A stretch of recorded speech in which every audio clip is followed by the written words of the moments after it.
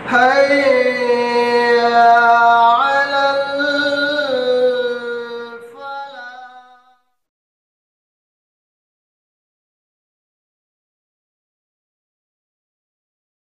الحمد لله رب العالمين والصلاة والسلام على رسوله الأمين وعلى آله وأصحابه أجمعين، أما بعد.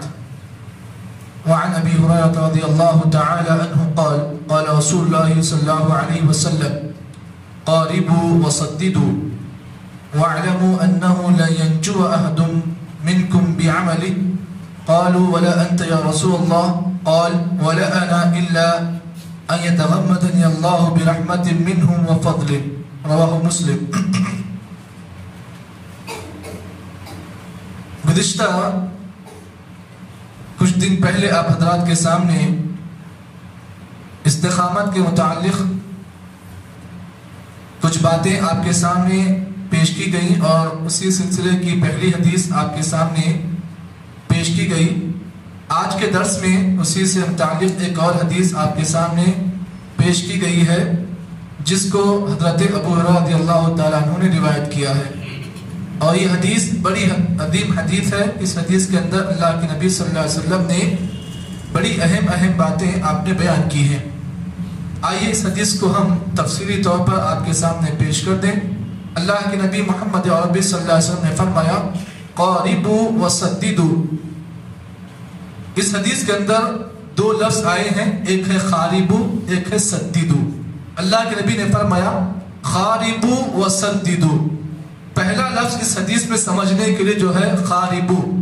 قاربوا کہتے ہیں کہ آدمی ایسا عمل کرے کہ عمل کے اندر نہ افراط ہو نہ تفریط ہو. یعنی اللہ کے نبی کا اس حدیث سے بولنے کا مطلب یہ ہے قاربوا لوگوں عمل کرنے میں میانہ روی اختیار کرو. یعنی انسان جب بھی کوئی عمل کرے، کوئی بھی نیک کام کرے، تو آدمی نہ عمل میں غلو کرے نہ عمل میں کمی کرے.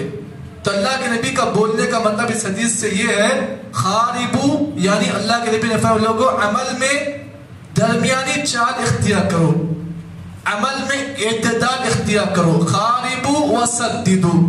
دوسرا لفظ اس حدیث میں ہے سددوا. سددوا کہتے ہیں اللہ کے نبی نے اس حدیث میں جو لفظ استعمال کیا سددوا، یعنی نبی صلی اللہ علیہ وسلم کا بولنے کا مطلب یہ ہے کہ لوگوں عمل ایسا کرو جس عمل کے کرنے میں استقامت ہو. اب عمل میں استقامت کا مطلب یہ ہے کہ کوئی آدمی کوئی عمل کرے، کوئی نیک کام کرے تو آدمی اس عمل کو ریگولر کرے. ایسا نہیں کہ 4 دن آپ نے اس عمل کو کر لیا، 5ویں دن آپ تھک گئے، ایسا نہیں. عمل کے اندر استقامت ضروری ہے. بعض لوگوں کو دیکھنے میں آتا ہے کہ عمل بہت کرتے ہیں لیکن عمل کے اندر استقامت نہیں ہوتا ہے. اسی لیے اللہ کے نبی صلی اللہ علیہ وسلم نے فرمایا احب العمل الی اللہ ادومہ وان قل. اللہ کے نبی نے فرمایا سب سے محبوب عمل، سب سے افضل عمل یہ ہے، افضل العمل احب الی اللہ، اللہ کے نزدیک سب سے محبوب عمل یہ ہے کہ آدمی عمل کم کرے. آدمی عمل کم کرے لیکن عمل کے اندر ہمیشگی ہو. لمبے لمبے رکعتیں آپ نماز پڑھ رہے ہیں، لوگ دیکھ رہے ہیں اس لیے لمبے لمبے رکوع کر رہے ہیں. 2 دن کر لیے، 3 دن کر لیے، 4تھے دن ختم. نہیں، عمل کے اندر استقامت ضروری ہے، عمل کے اندر پنچوالٹی ضروری ہے. اسی لیے اللہ کے نبی صلی اللہ علیہ وسلم نے اس حدیث میں جو لفظ استعمال کیا، پہلا لفظ کیا ہے؟ قاربوا وسددوا. لوگوں عمل کے اندر میانہ روی اختیار کرو. ایسا نہیں کہ آپ کا عمل بالکل حد سے آگے بڑھ جائے. عمل میں غلو نہیں کرنا چاہیے آدمی کو. عمل میں غلو کیسے ہوتا ہے؟ مثال کے طور پر آپ کو یہ کہا گیا کہ پہلی رکعت میں سورہ فاتحہ پڑھنا ہے آپ کو، اور سورہ فاتحہ کے ساتھ ساتھ آپ کو ضم سورہ پڑھے، چلتا نہیں پڑھے تو چلتا. اب رکوع ہے، رکوع کرنے کی مقدار ہے کہ آدمی رکوع کتنا کرے، ایک حد تک کرے. نہیں اتنا لمبا لمبا رکوع کرے آپ، یہ بھی صحیح نہیں ہے. تو اللہ کے نبی نے فرمایا قاربوا، لوگوں عمل میں میانہ روی اختیار کرو، اور وسددوا، عمل ایسا کرو کہ عمل کے اندر पंक्चुअलिटी हो। फिर उसके बाद अल्लाह के नबी ने फरमाया वअलमू, और लोगों इस बात को जान लो, अन्नहु लन यंजु अहदुम मिनकुम बिअमलिhi, तुम में का कोई भी इंसान उसे उसकी अमल की वजह से नजात नहीं मिलेगी। हाँ, फिर से बोलो हदीस का तर्जुमा। नबी ने फरमाया वअलमू, लोगों जान लो, तुम में का हर आदमी ये बात जान ले कि उसके अमल की वजह से उसे नजात नहीं मिलेगी। अब सहाबा परेशान हो गए, कहा क़ालू वला अंत या रसूलल्लाह, अल्लाह के रसूल आप भी इसमें शामिल हैं, क्या आपका अमल भी आपको नजात नहीं देगा? नबी अकरम सल्लल्लाहु अलैहि वसल्लम ने फरमाया वला अना, मेरा अमल मुझे नजात नहीं देगा। लेकिन कब?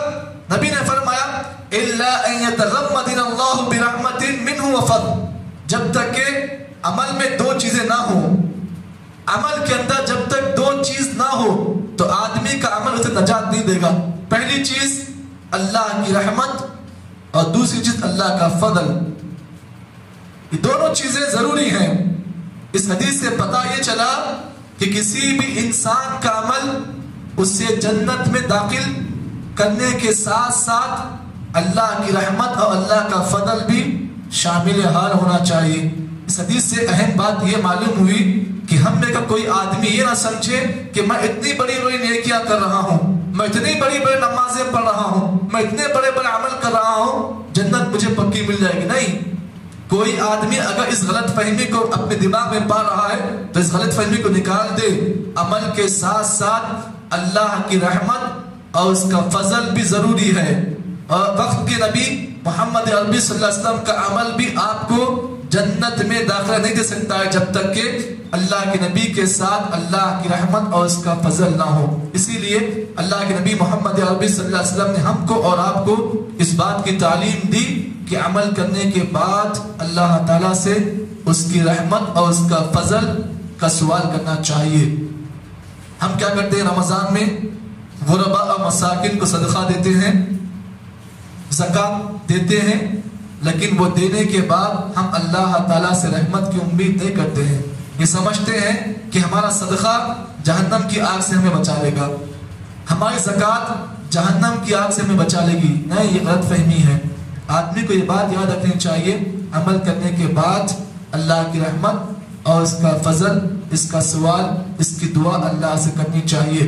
और ये मोहम्मद अरबी सल्लल्लाहु अलैहि वसल्लम की आदत थी कि आप अलैहिस्सलाम किसी भी अमल को करने के बाद अल्लाह ताला से उसकी रहमत और उसका फजल की दुआ किया करते थे।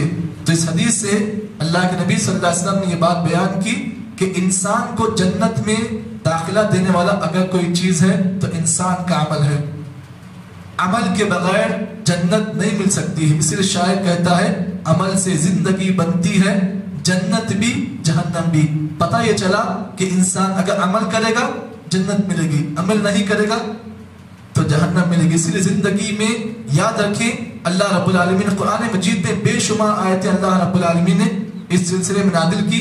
जहां कहीं भी अल्लाह ताला ने अमल का जिक्र किया, वहीं पर अल्लाह रब्बुल आलमीन ने इस बात की भी वजाहत की कि मन अमिला सालिहा, अमल करने के साथ साथ अल्लाह ताला से नेक अमल की खास कर दुआ करने का अल्लाह के नबी ने और अल्लाह ने कुरान मजीद की आयतों में इसका हुक्म दिया है। पता ये चला कि बगैर अमल के किसी भी इंसान को जन्नत हासिल नहीं हो सकती है। तो जन्नत हासिल करना चाहते हैं तो जन्नत बड़ी कीमती चीज है। इस चीज को पाने के लिए अल्लाह ताला की रहमत और उसका फजल और इंसान का अमल भी जरूरी है। इस हदीस से ये बातें थी जो मैंने आप हजरात के सामने पेश की हैं।